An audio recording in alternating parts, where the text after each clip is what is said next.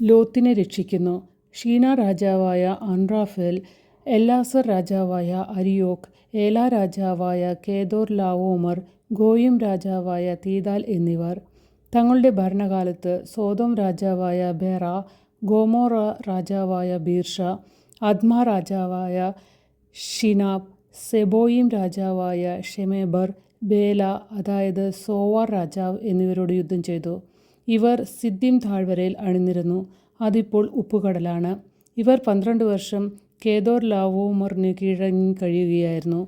14-ാം വർഷം കേദോർ ലാവോമറും കൂടെയുണ്ടായിരുന്ന രാജാക്കന്മാരും ചെന്ന് അഷ്തെരോത്ത്, കർണയിമിൽ റഫായിമുകളെയും, ഹാമിൽ സൂസിമുകളെയും, ഷാവെ, കിരിയാതായിമിൽ എമീമുകളെയും, സെയിർ മലകളിൽ ഹോരേരെയും അടിച്ചമർത്തി. അവർ മരുഭൂമിയുടെ അതിർത്തിയിലുള്ള എൽപാരാൻ വരെ എത്തി. അവർ പിന്തിരിഞ്ഞ് എൻമിഷ്പാത്തിൽ അതായത് കദേശിൽ ചെന്ന് അമലേക്യരുടെ നാട് കീഴടക്കി.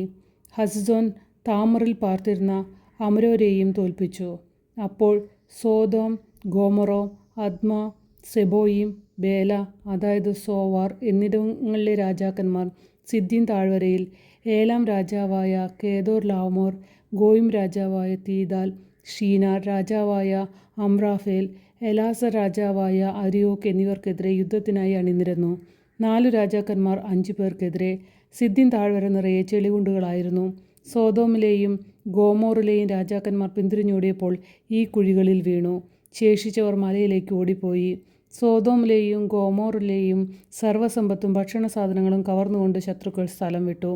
സോദോമിൽ പാർത്തിരുന്ന അബ്രാമിൻ്റെ സഹോദരപുത്രനായ ലോത്തിനെയും അവർ സ്വത്തുക്കളോടൊപ്പം പിടിച്ചുകൊണ്ടുപോയി. രക്ഷപ്പെട്ട ഒരുവൻ വന്ന് ഹെബ്രായനായ അബ്രാമിനെ വിവരമറിയിച്ചു. താനുമായി സഖ്യത്തിലായിരുന്ന എഷ്കോലിമിൻ്റെയും അനേറിൻ്റെയും സഹോദരനായ മാമ്രെ എന്ന അമ്രോൻ്റെ ഓക്കുമരത്തോപ്പിനടുത്താണ് അബ്രാം താമസിച്ചിരുന്നത്. സഹോദരൻ തടവുകാരനാക്കപ്പെട്ടെന്ന് കേട്ടപ്പോൾ തൻ്റെ വീട്ടിൽ തന്നെ ജനിച്ചു വളർന്നവരും പയറ്റി തെളിഞ്ഞവരുമായ 318 പേരോടൊപ്പം അബ്രാം ദാൻ വരെ അവരെ പിന്തുടർന്നു. രാത്രി അവൻ തൻ്റെ ആളുകളെ പല ഗണങ്ങളായി തിരിച്ച് ശത്രുക്കളെ ആക്രമിച്ച് തോൽപ്പിച്ച് ദമാസ്കസിന് വടക്കുള്ള ഹോബോം വരെ അവരെ ഓടിപ്പിച്ചു. അവൻ സമ്പത്തൊക്കെയും വീണ്ടെടുത്തു. ചാർച്ചക്കാരനായ ലോത്തിനെയും അവൻ്റെ വസ്തുവകളെയും സ്ത്രീകളെയും ജനങ്ങളെയും തിരികെ കൊണ്ടുവന്നു. കേദോർ ലാവോമറെയും കൂടെയുണ്ടായിരുന്ന രാജാക്കന്മാരെയും തോൽപ്പിച്ചു മടങ്ങിവന്ന അബ്രാമിനെ എതിരേൽക്കാൻ സോദോം രാജാവ് രാജാവിൻ്റെ താഴ്വര എന്നറിയപ്പെടുന്ന ഷാവെ താഴ്വരയിലേക്ക് ചെന്നു. സാലേം രാജാവായ മെൽകിസെദേക്ക് അപ്പവും വീഞ്ഞും കൊണ്ടുവന്നു. അത്യുന്നതനായ ദൈവത്തിൻ്റെ പുരോഹിതനായിരുന്നു അവൻ. അവൻ അബ്രാഹാമിനെ ആശീർവദിച്ചുകൊണ്ട് പറഞ്ഞു, ആകാശത്തിൻ്റെയും ഭൂമിയുടെയും നാഥനായ അത്യുന്നത ദൈവത്തിൻ്റെ കൃപാകടാക്ഷം നിൻ്റെ മേലുണ്ടാകട്ടെ. ശത്രുക്കളെ നിൻ്റെ കയ്യിൽ ഏൽപ്പിച്ച അത്യുന്നത ദൈവം അനുഗ്രഹീതൻ. അബ്രാം എല്ലാറ്റിൻ്റെയും ദശാംശം അവന് കൊടുത്തു.